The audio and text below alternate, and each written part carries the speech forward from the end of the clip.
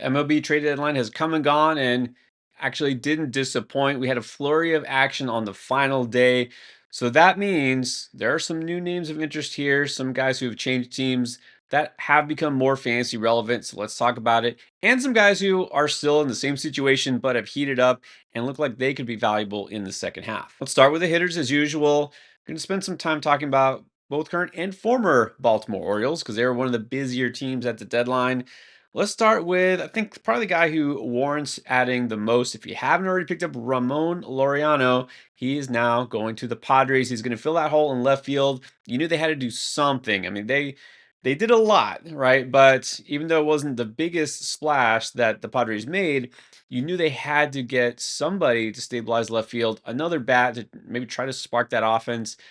Well, they didn't really go big, right? They didn't get a big name, not like a Luis Robert, Taylor Ward, or something like that. They just went with Laureano, but Laureano has been just as good as those players, not better. I mean, he's been great lately, especially. Guy's been very underrated. He's got his batting average now up to 290, and he definitely made a push to be traded. At least with his bat, he did. He showed he was valuable to some teams. His last start right before the break a couple days ago, they had a doubleheader against Toronto. In that day, he had 5 hits and scored 5 runs. He also has 15 homers on the season. One thing Laureano does not do anymore that he did in his earlier days is steal bases, only 4. The Padres, as a team, have kind of stopped running, so don't expect that. But look, if he can get you batting average, he does have some power.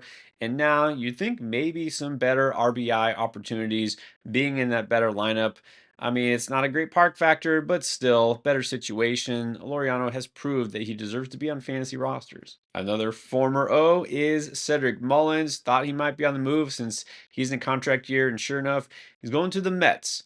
Clearly an upgrade. Now, the only thing with Mullins, not sure if he's going to be out there every day. He might be in sort of a platoon with Tyrone Taylor in center field. Taylor's a very strong defender. Mullins is a veteran. They'll give him some off days, but he'll play probably most of the time there, especially against right-handed pitching. So Mullins, I mean, he's been pretty hot lately as well. 9 for his last 20 with 7 RBIs just in the past week. Another guy that showed improved and he could still be valuable to one of these contending teams. And he will be. I mean, he'll definitely help the Mets. Pretty strong defender too. He still got some speed. In fantasy terms, well, even though he's been hot lately, Mullins on the season only hitting 229. You can't expect a high batting average anymore, but 15 homers, 14 steals helps you in both those categories. Of course, runs, RBIs should be improved here in this situation with the Mets. The batting average, I mean, it'll come and go. Early in the season, the very beginning of the year, he was actually red hot. Definitely way cooled, the rest of the next couple of months. And now he's picked it up again. So I think he's got enough down the stretch that he can definitely be a very solid third, maybe fourth outfielder for fantasy contenders. Now, one guy who's still in Baltimore, but also should be looked at, and this is a team that's just been, I guess, on fire since the All-Star break. Tyler O'Neill. Yeah, he's back, and well, now there's definitely a path to everyday at-bats here because they traded away several guys. Ryan O'Hearn also, and so O'Neill might be out there every day, assuming he actually stays healthy. That's the thing with O'Neill. The talent is there. He's got power. He's got some speed. He just is almost always on the injured list. Well, he isn't right now, and he's been, like I said, on fire. 4 homers and 10 RBIs just in the past week alone. It would probably be more prudent to view O'Neill as a short-term streamer, not a guy you can count on rest of the season for reasons I've mentioned. But hey, when he's hot, he is absolutely hot, and right now he is. And then one more player who was involved in a trade. It's a definitely speculative ad here, but it looks like Tyler Locklear, who has now gone from Seattle to Arizona in that Eugenio Suarez trade. It looks like he's going to be the first baseman there for a now rebuilding D-backs club. Now, Locklear did have a cup of coffee last year with the M's. Didn't go so well. Hit 156 limited time. Of course, we kind of take that with a grain of salt. Oh, Locklear is one of their top prospects. That's why they wanted him back. With Naylor also gone, Locklear can play his natural position at first base. There's nothing stopping him now from being there rest of the season. I assume he'll just be in the major league lineup. No guarantee of success here, but hey, we're looking for some ads in some deep leagues. It's an interesting prospect with some power who now has a clear path to ABs. All right, now a guy who, well, I guess technically it is still a new team for him, Andrew Vaughn. He's been with the Brewers now for a few weeks and he is loving it. It's amazing. This is like a completely different player. Since going to Milwaukee, Andrew Vaughn hitting 365 with 5 homers and 21 RBIs in 16 games. This was a move that caught almost nobody's attention, really, because Vaughn had just struggled, continued to get worse. He had even been sent down by the White Sox, right, of all teams. He'd been demoted, and so they traded him for Aaron Savale. And yeah, this is what really Vaughn had been capable of this whole time. And he was a high-end prospect, a great hitter in college.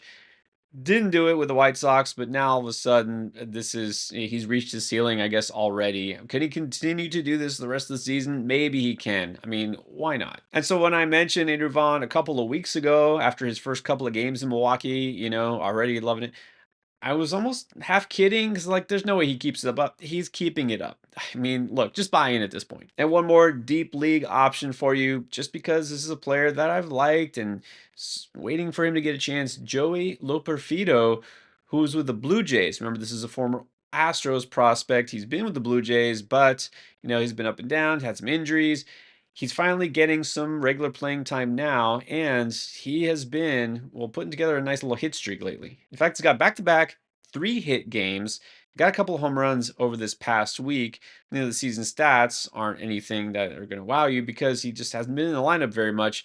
But now we're seeing, even though Toronto's contending, they're giving some of these other players a chance in the outfield. They made a couple of smaller moves, so guys like Alan Rodin, a prospect I really liked. Well, he's not there anymore. They traded him for some pitching help. Will Wagner is also gone.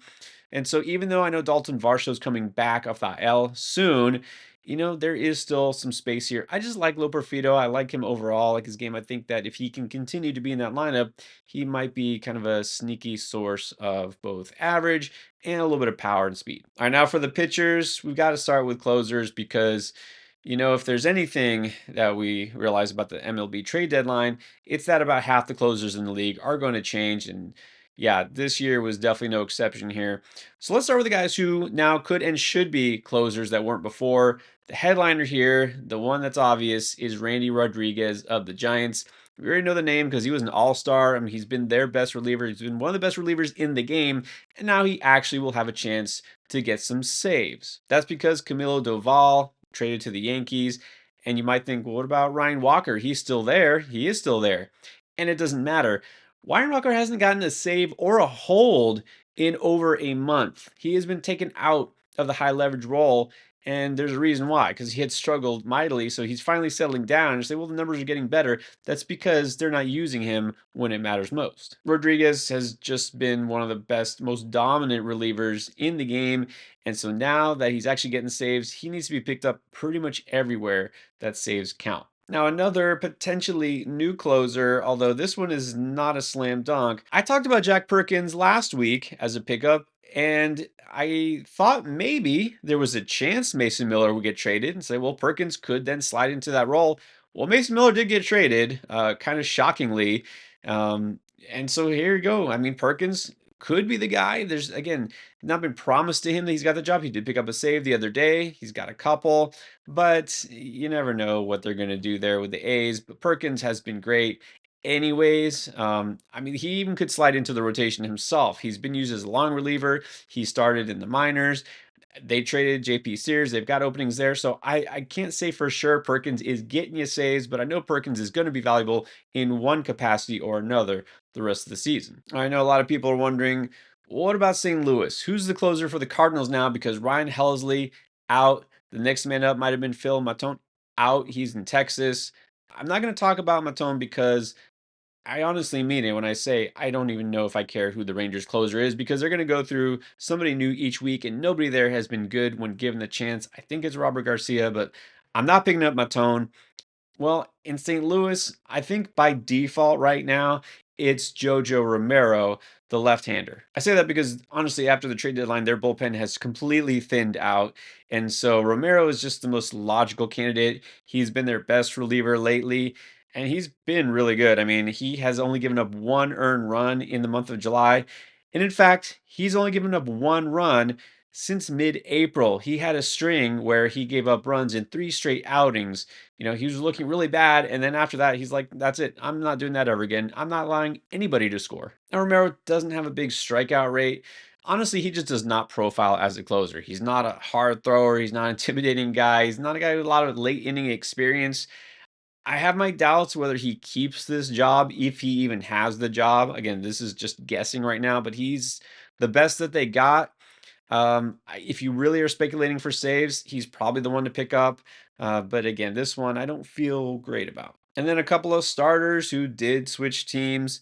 I'll tell you, I like the new situation for both of these guys, starting with Chris Paddock, former Twin, now going to the Tigers. Clearly a big upgrade there in terms of team context. You could actually win more games being with Detroit. But besides that, this is kind of a sneaky good spot for him. Comerica Park, as far as the Tigers' home park, is below average in terms of park factor. It's pretty good. It's generally considered more of a pitcher's park, and Target Field, Minnesota, was fifth highest in terms of park factor. So that's a little bump, right? Obviously, the context there in terms of being able to get more run support. Now, Paddock himself has been very up and down. The early in the season was looking brutal, and then all of a sudden put together a long stretch of quality starts. Really had settled down, and then some bumps in the road. It's hard to say exactly what to expect from Paddock. You should not expect strikeouts. I know that because just under 18% K rate for the season. But again, this will come and go depending on the start. Sometimes he looks great and sometimes he doesn't. But overall, I like the landing spot. I think he still has something to offer here. And I could be overly optimistic, but Minnesota, besides trading away half the roster, got back some talent, and I still have some faith in Taj Bradley.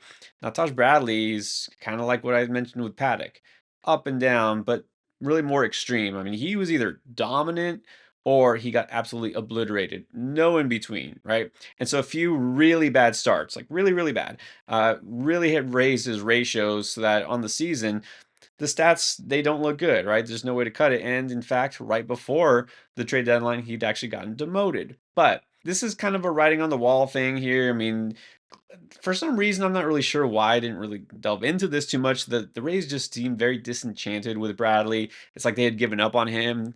It's odd that they wanted to trade him in the first place. He's still young. He's talented. He's got years of control left. So I'm not sure why they were so eager to get rid of him, but they did. So maybe a change of scenery is all Bradley needs to kind of get right. And usually you would think, well, being in Tampa is good for a pitcher, but remember, not this year. They're not in the dome. They're in that minor league ballpark.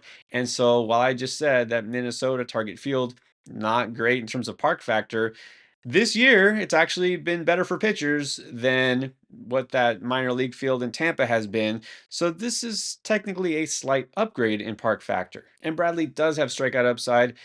I can't even guarantee that he's in the rotation right away. They might decide to kind of ease him into it, but there's a lot of opening now in Minnesota's rotation. Paulo Lopez still not back yet. Ober should be back soon, but look, there's a path for him. All right, there's your first post trade deadline waiver wire video. Act accordingly. Still continue to make moves. Your league's trade deadline is probably not too far behind, so continue to give you some trade advice as well. But the key here is just continue to be active.